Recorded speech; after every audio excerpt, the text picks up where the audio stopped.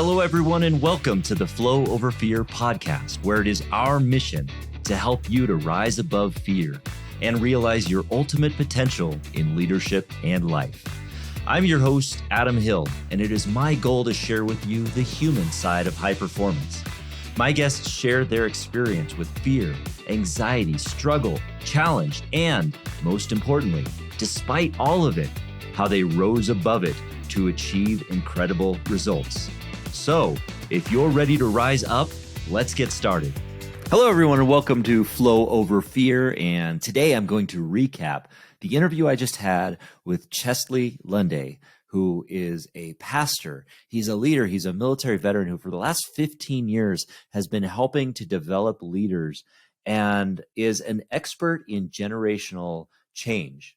And this is an important topic, especially now, and especially in the world that Chesly works in, but not just in the faith community. It is also a big deal within our business community. How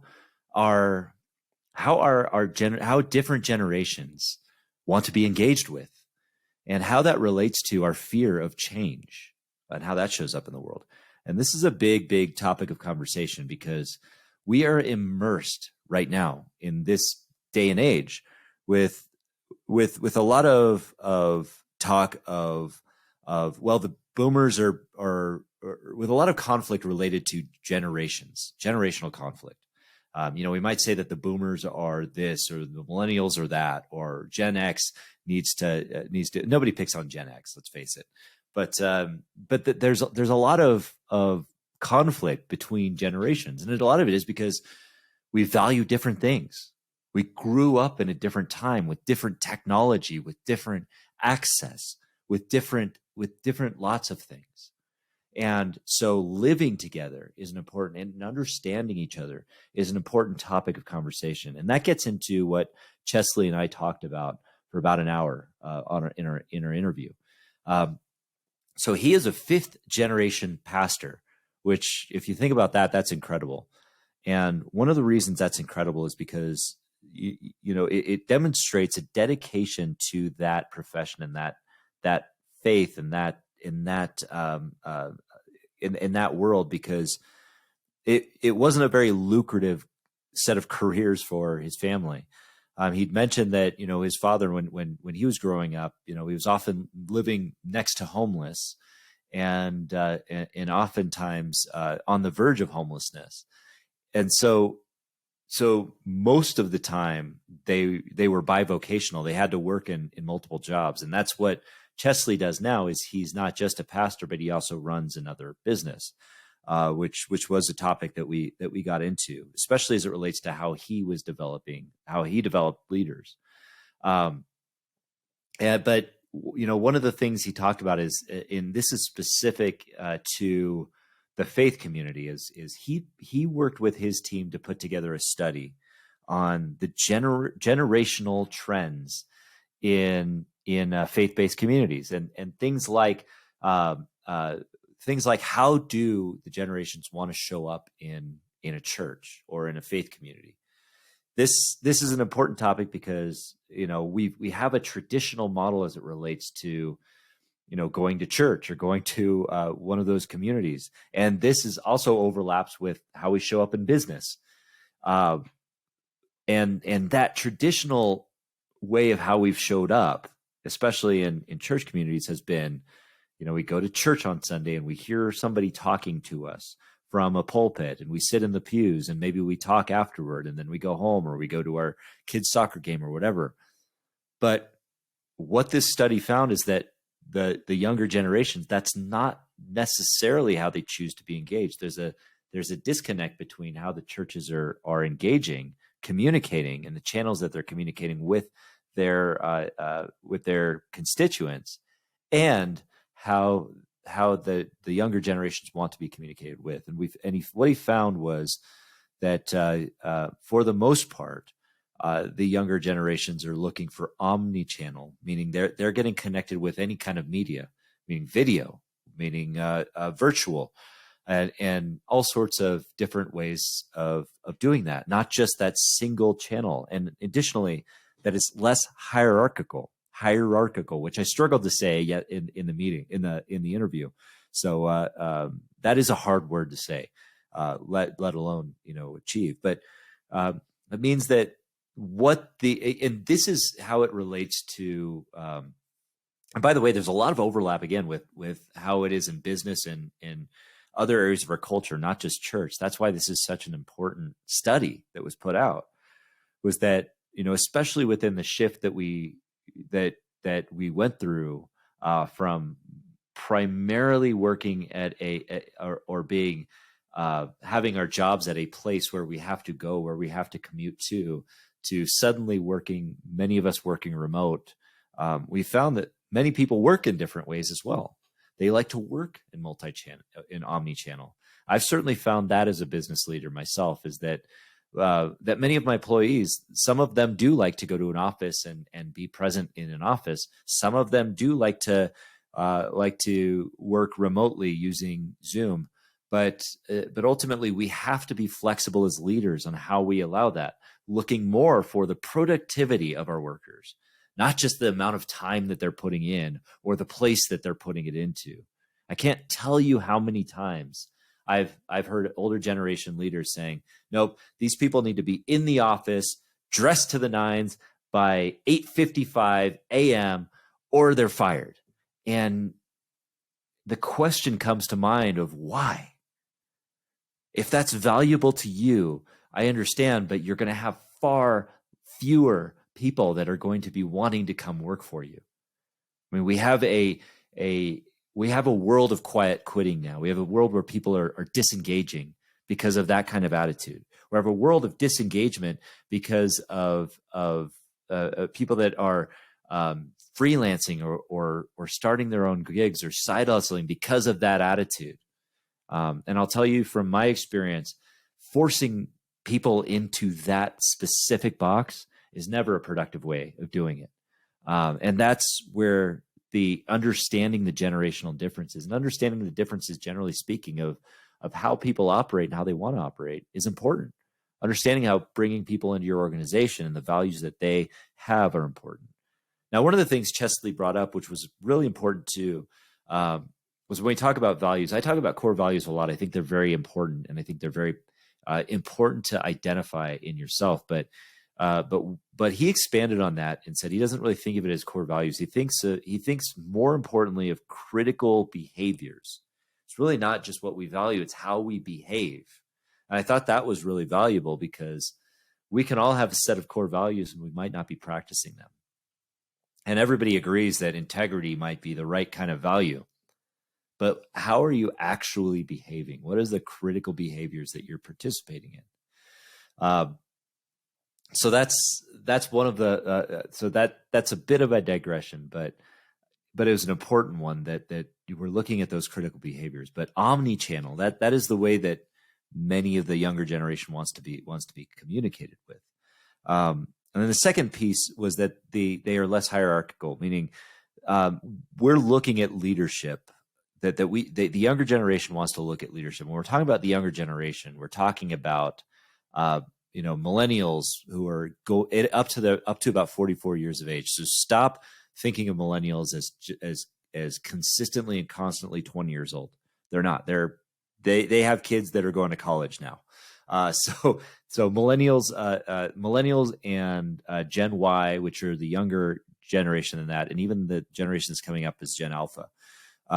Those particular generations, how they want to be engaged with. And it's important that we recognize that because this generation is starting to run the workforce.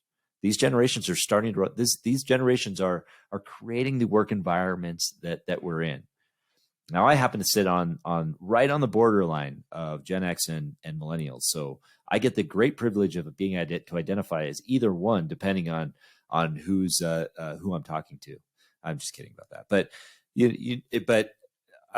But as far as how we show up as leaders, are those younger generations, instead of looking for but more importantly than things like sharing a strategic vision or sharing a a direction that we're taking it. They want to ensure that the leaders, specifically in the church, but I think this expands to any other area, that our leaders are empathetic, honest, that they're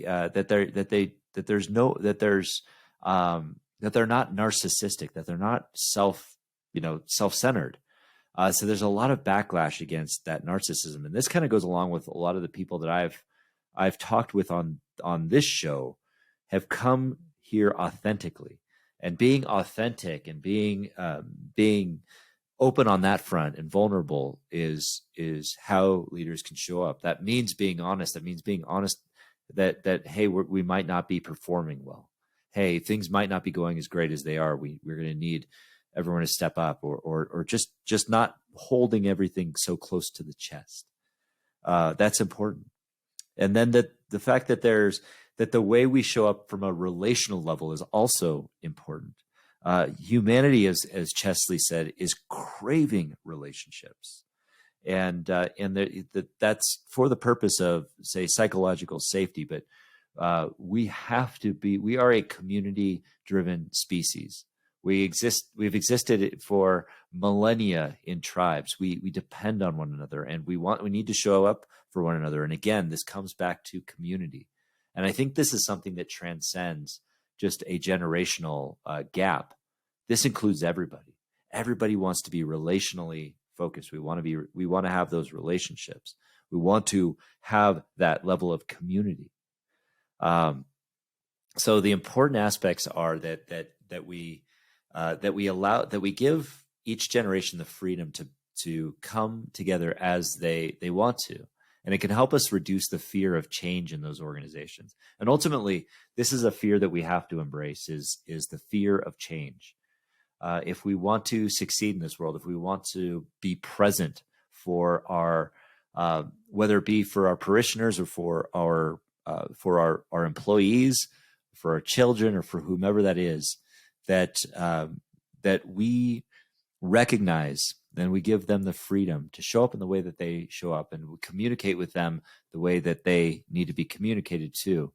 And that we give, and as Chesley said, give them the space to process, some of what you're sharing with them, so that they can make the best, so that they can perform at their best. And that we be open-minded. One of the powerful messages that Chesley shared was one of the philosophies that he lives by, which is to hold firm opinions, loosely held. And I love that because it gives us the ability and the freedom to change our minds. We don't have to be married to our opinions. They can be our opinions, but they can be changed. That's okay. And then we can ultimately shed our skin and become better.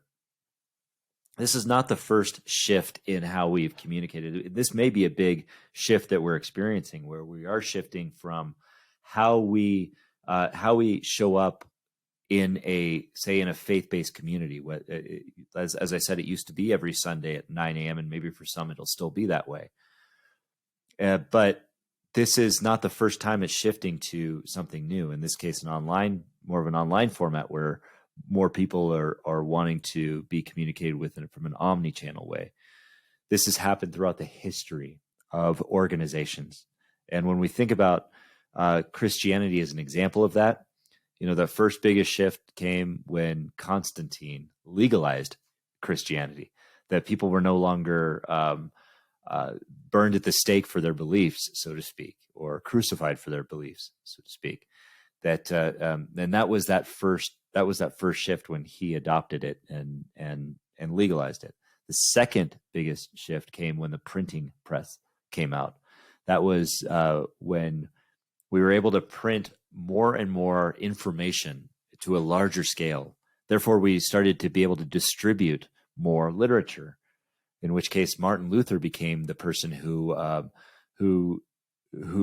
posted his theses on the door, but it distributed across more people. So people transformed the way that we experienced faith in those days, and and that. So it shifted it. Now we are shifting into a new way that people are being communicated from that in that way via technology, remotely, where we can patch into sermons that are happening across the coast and across the world. It's a big shift, and I think it's one that we can lean into as long as we understand and start to appreciate how people in each generation want to be communicated with. And from a business leader standpoint, from a leadership standpoint, from a community standpoint, when we think about the fear of how our organization operates in the world, there has to be an idea of not being torn up by the fear that we are experiencing about change, but embracing it and becoming a better version of what we once were, because we're becoming more accessible to a wider group of people. And we're able to share the message that we want to share in a variety of ways. So this was a great interview with Chesley, and his research paper, his research on this subject, it can be found at his website, cheslylunday.com/the future of faith. You can find that study there, and listen to the interview. You'll get a lot from it. It was a wide ranging, and we covered a lot in there. So I suggest you listen to it, and I hope in the meantime you have a great day. Thanks for joining me. We'll see you next time. Hey everyone, thanks for tuning in to the Flow Over Fear podcast. If you'd like to learn more about getting into flow and learn the foundations of flow, I have a free video series on my website at www.adamcliffordhill.com called The Foundations of Flow. Feel free to go there and download it and start your journey to rising above fear and achieving greater flow in your life. And if you like this episode, and I'm guessing you did if you stuck around for this long, then please do me a favor and hit the subscribe button, and you will receive notifications when I have new interviews, new recaps, and new trainings that pop up on YouTube. Thanks again for joining us.